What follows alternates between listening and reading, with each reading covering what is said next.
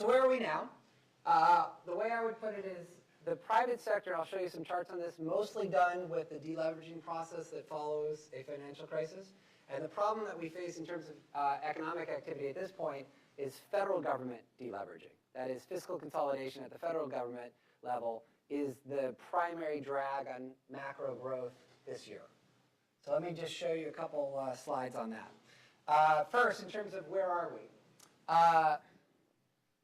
One key driver of the downturn and the sluggish recovery involved housing. A weak housing market feeding onto a weak economy, feeding back onto a weak housing market.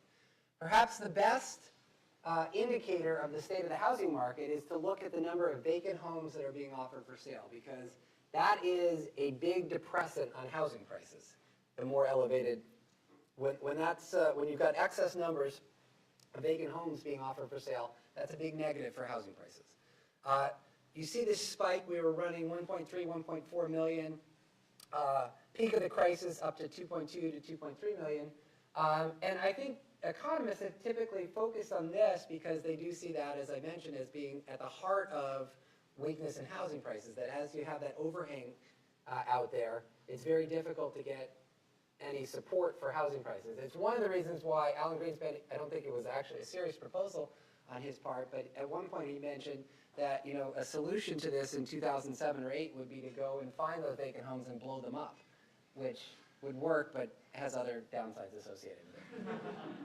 So we are through the natural process of parents getting sick of the 25-year-olds staying at home with them, ongoing household formation, a little bit of income growth, working off, and a big reduction in new supply of housing. We basically worked off that excess. We're now basically back to where we were pre-crisis. Similarly, if you look at debt-to-income ratios, this is for the household and nonprofit sector, basically non-corporate, non-government sector. The ratio is basically back to where it was pre-crisis. And while we were on that downward slope, until today, downward slope, that was a drag on economic activity also, because as the household sector is delevering, consumption growth is slower than it would otherwise be. But we're, if not all the way through that process, at least most of the way through that process. Same thing has basically been happening. What's interesting is within the government sector, the federal government response to the crisis in terms of drag on economic activity is a bit delayed. But the state and local government sector, which has balanced budget amendments in most states, has basically tracked the deleveraging process in the private sector. And so you saw this big reduction in state and local contributions to GDP, if you will, which have now, in terms of the rate of change at least, flattened out. And so the big constraint on economic growth at this point is no longer private sector deleveraging or state and local fiscal adjustments. It's now the federal government. We're doing it to ourselves. And the thing that's crucial here is we don't have a constitutional requirement to do this to ourselves, and we don't have the private sector dictates of market forces that are forcing us to do it to ourselves. We are just doing it to ourselves. And that's unfortunate in my opinion. If you look at the blue bar here, since we now do have the sequester in place and it is likely to stay in place throughout the year, we are looking at best guess of, I'd say Bill Dudley yesterday or the day before said 1 3/4 percentage points of GDP, but somewhere between 1.5% and 2% of GDP, depending on what multipliers you use, drag from the federal government on economic growth this year because of fiscal consolidation. For an economy that's growing at about 1 3/4 percentage points a year, that's a big reduction.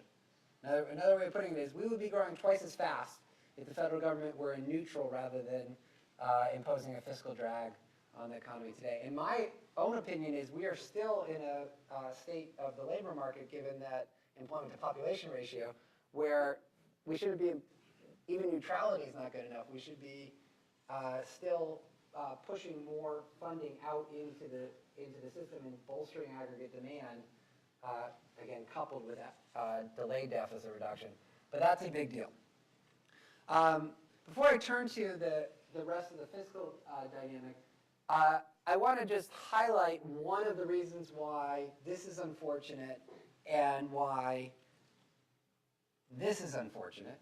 which we were talking about briefly before, which has to do with the long-lasting impact, and this is the piece of the DeLong-Summers paper that I mentioned before. It's just not strong enough to generate the strongest version of the result, but it's still true, that there is long-term harm from a weak labor market because people's work skills atrophy, their attachment to the workforce diminishes, and if you want one indicator of the risk factor here, just look at what's happened, not in 2012, but since the recession began, in disability insurance applications and benefit awards.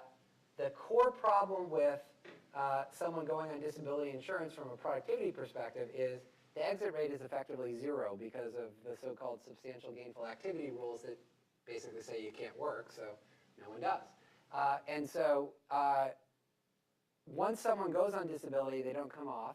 Think of a 50-year-old who loses his or her job, has been out of work for then a year, runs out of unemployment insurance, runs out of other options, and has a bad back or a history of psychological problems or whatever, and so has at least, might be in the gray area with regard to disability insurance. It's not surprising that person then applies, and if the award is granted, then that person's basically never coming back to work.